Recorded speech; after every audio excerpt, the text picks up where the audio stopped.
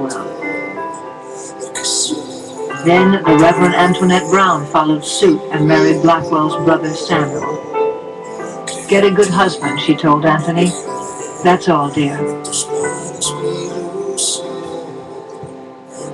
Dear Susan, let Lucy and Antoinette rest a while in peace and quietness, and think great thoughts for the future.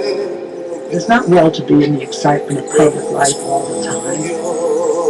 You need rest too, Susan. Let the world alone. We cannot bring about a moral revolution in a day or year. Dear Mrs. Stanton, I have very weak lungs, and long to lay my weary head somewhere and nestle my poor trouble close to that of another in sympathy. Sometimes I fear that I too shall fade by the wayside and drop out of the ranks of the faithful few. How I do long to be with you this very minute. Oh, Mrs. Stanton, how my soul longs to see you in the great battlefield. If you come not to the rescue, who shall? With best love, Susan B. Anthony.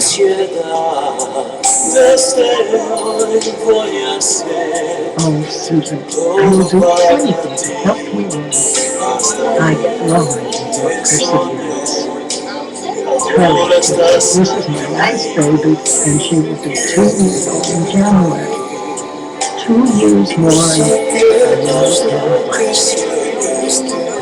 Now the prospect of a good long life. We shall not see her climb before 50. After that, we shall be good for 50 years.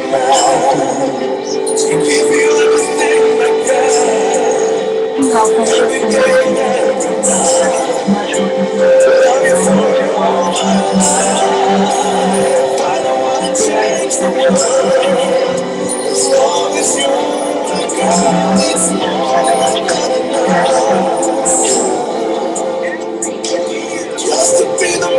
Despite her pledge to Susan not to have another baby, Robert Livingston Stanton, her seventh child, was born in 1859. Stanton was 44 years old and confined to her bed for a month afterwards, depressed and depleted. There would be no more children. And now, outside events crowded in on her. In October 1859, the abolitionist judge John Brown was captured at Harper's Ferry, Virginia, after trying to lead a slave to prison. He was hung for treason. To Stanton, Brown was a hero, a martyr to a sacred cause. Garrett Smith, the cousin in whose home Stanton had first heard talk of abolition, had helped finance Brown's reign. Now, in the face of charges that he had committed treason, Smith suffered a breakdown and was committed to an insane asylum. Then, on the last day of October, Stanton's father died at the age of 86. She had never fully reconciled with him, had never received the unqualified approval for which she had yearned since she was a little girl. She was distraught.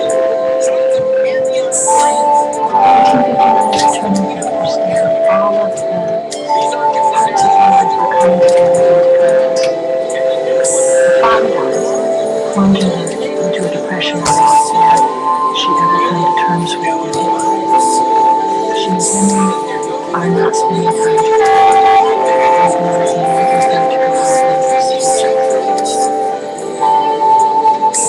All these pieces of the soul never been solved. Every couple in the crisis and major depression, that's a clear turning point. She turned to her closest friend for help. Dear Susan, where are you? Since a week ago last Monday, I have looked for you every day. I had the washing put off, and cooked a turkey, sent my firstborn to the depot, and put clean aprons on the children, but lo, you did not come. doing such great good to see so many flowers just now. The death of my father, the worse than death of my dear cousin Garrett, the martyrdom of that grand and glorious John Brown. All this conspires to make me regret more than ever my beloved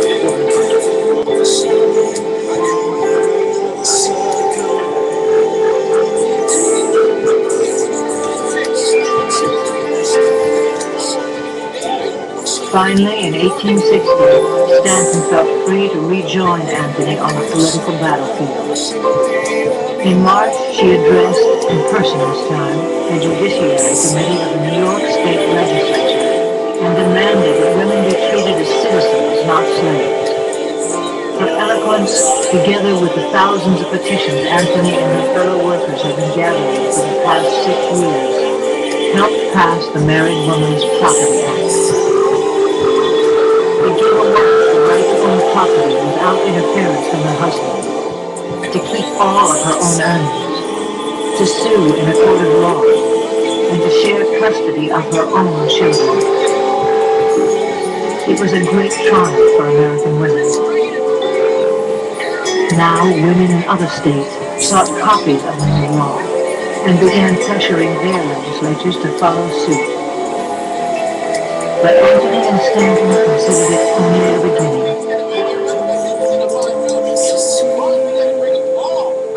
In May, in New York City, Elizabeth Cady Stanton dared challenge the sacred institution of marriage itself. Speaking before the National Women's Rights Convention, she demanded the right to divorce and offered a resolution declaring that marriage should be a purely legal contract and that either party should be free to end it in case of drunkenness, desertion, or cruelty.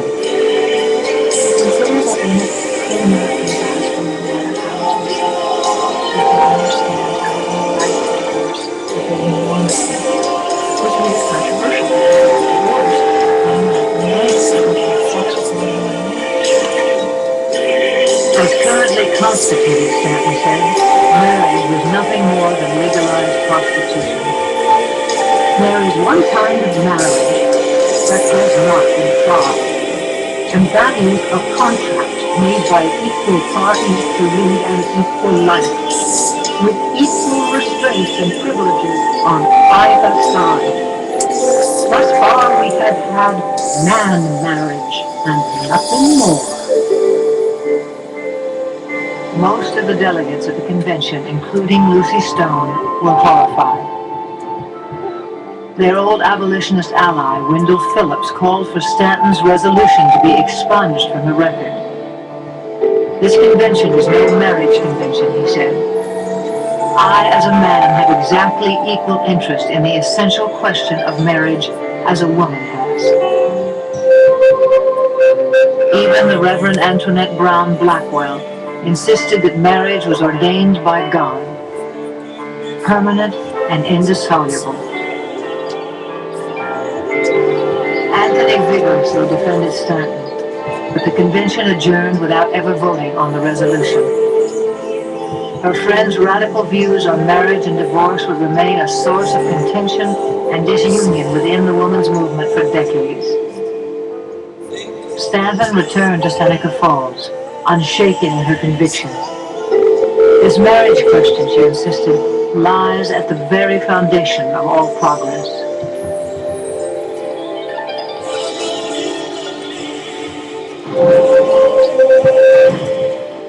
At 4:30 a.m. on the 12th of April, 1861, Confederate gunners opened fire on Fort Sumter in Charleston Harbor. The Civil War had begun. The news that the war had started, Elizabeth Cady Stanton said, was music to my ears, a simultaneous chorus for freedom.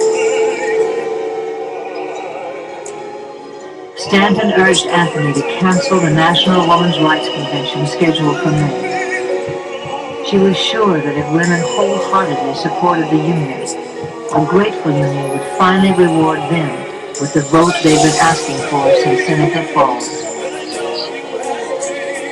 Anthony vehemently disagreed with Stanton's strategy. All of our reformers seem suddenly to have grown politic. All alike say, have no convention at this crisis.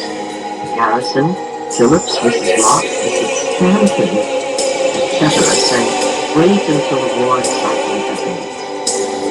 I'm sick apart. We cannot carry the world against the wish and will of our best friends. When you suspend the movement, it takes an enormous amount of time to revive it. But more important, when you suspend the movement, you assume that something else is more important than your own needs. So it's hard to change when people connect. Anthony was afraid that by suspending the women's rights movement, the gains already made would be reversed. She was right. Without a vigilant Women's Rights Association at work, the New York legislature began to chip away at the Married Woman's Property Act, for which Stanton and Anthony had fought so hard just 2 years earlier. Well, well, while the old guard sleep, the young devils are wide awake. We deserve to suffer for our confidence in man's sense of justice.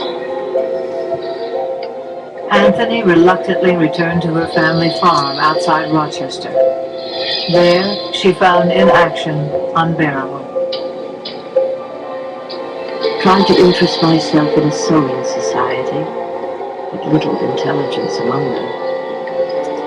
Attended progressive friends meeting, too much namby-pambyism. Went to colored church to hear Frederick Douglass. He seems without solid basis, speaks only popular truths. Quilted all day, but sewing no longer seems to be my calling. I stained and varnished the library bookcase today and superintended the plowing of the orchard. Washed every window in the house today. Figured out a fugitive slave for Canada with the help of Harriet Tubman. I wish the government would move quickly, proclaim freedom to every slave, and call on every able-bodied Negro to enlist in the Union Army. How not to do it seems the whole study in Washington.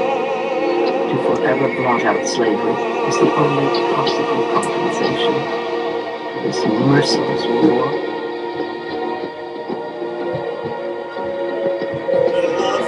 On January 1st, 1863, Abraham Lincoln signed the Emancipation Proclamation. It declared free only those slaves living within the Confederacy. Both Stanton and Anthony were appalled by its narrow scope. They hurled themselves back into political life, forming the Women's Loyal National League, committed to winning freedom for all slaves, they said, everywhere. This Loyal National League took women into political activity that they had not before seen on the national level. Stan and Anthony are suddenly dealing with senators in Washington, not just senators in Albany. And it attracted women into the movement who had not yet ever had a reason or an occasion to learn about women's rights movement. Stanton had left Seneca Falls and was now living in New York City, where Henry had been rewarded by the new Republican Party with a patronage job at the Customs House. Anthony moved in with the Stantons, and from there the two women directed a nationwide petition campaign in support of a new 13th Amendment that would finally free every slave. Their first foray into national politics was a triumph. Senator Charles Sumner lavished praise on Stanton. The 400,000 signatures they and the Loyal League had gathered with him came from the heart of the country. They had done noble work. In January of 1865, the